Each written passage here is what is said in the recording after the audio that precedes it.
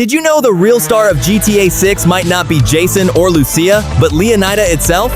Let's break down everything we actually know about this fictional state and why it's shaping up to be way bigger than just Vice City. First off, a lot of people still think GTA 6 is just Miami with a new coat of paint, but that's not even close to the full picture. Leonida is Rockstar's fictional stand-in for Florida, and from everything we've seen in trailers, screenshots, and leaked footage, this state stretches way past the neon lights of the city. We're talking swamps, keys, national parks, small towns, and areas that genuinely look more like southern Georgia than anything you'd picture when you think of Florida. That alone tells you Rockstar wants this map to feel like an actual state, not just one city with some empty land around it for filler. Let's start with Vice City itself, because that's obviously going to be the beating heart of Leonida. Just like the original Vice City and GTA 5's Los Santos, we're getting all the classic staples. Tattoo shops like Electric Fang, auto body shops, clothing stores, and salons where Lucia can actually get her hair, makeup, and nails done. Since she's the first female protagonist in franchise history, Rockstar is clearly going all in on customization options that go way deeper than anything we've had before. But the city is just one piece of Leonida's puzzle.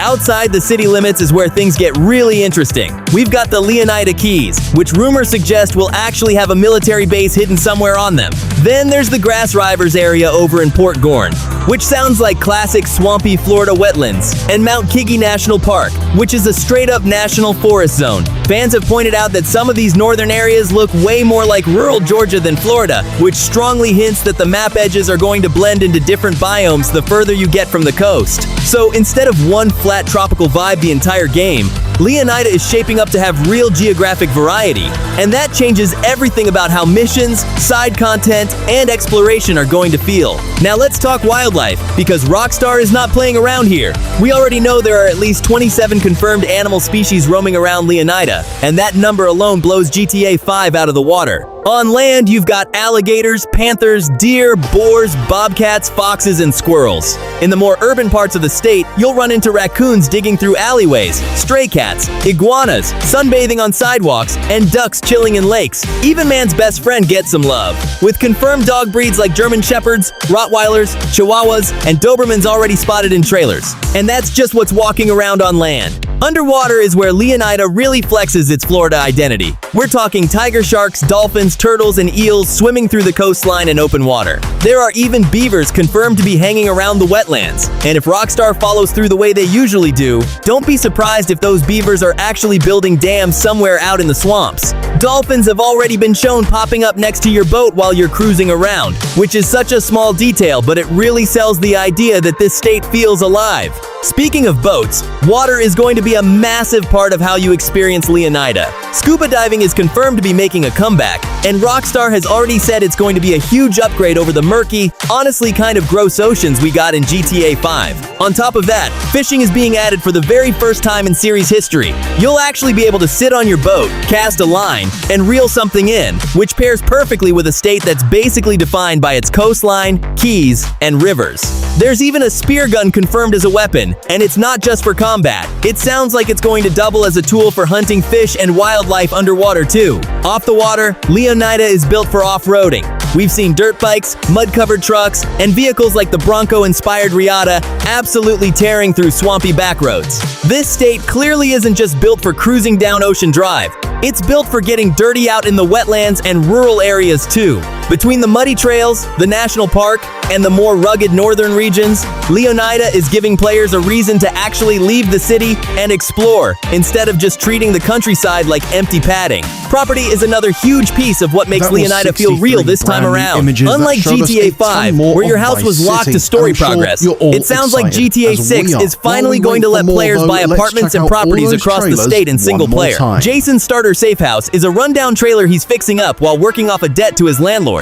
But from there, it looks like the sky's the limit. We've seen huge apartment complexes like the Pegassi residences with full parking garages for storing extra vehicles, and there are custom mod shops scattered around Leonida like Ride Out Customs, where you can completely redo the interior, rims, and paint job on your car. That's on top of rumors about being able to buy businesses and properties throughout the state as a way to launder cash, similar to what Rockstar already added into GTA Online. online.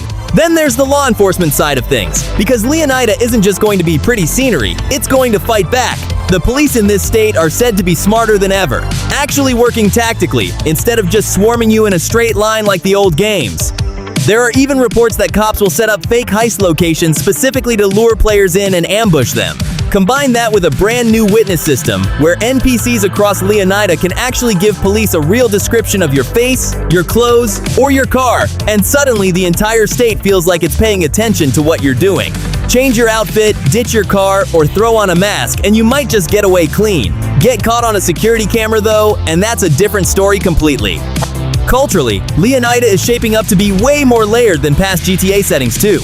We've got confirmed social media apps built into the world, including Life Invader, Snapmatic, and a new parody called What's Up.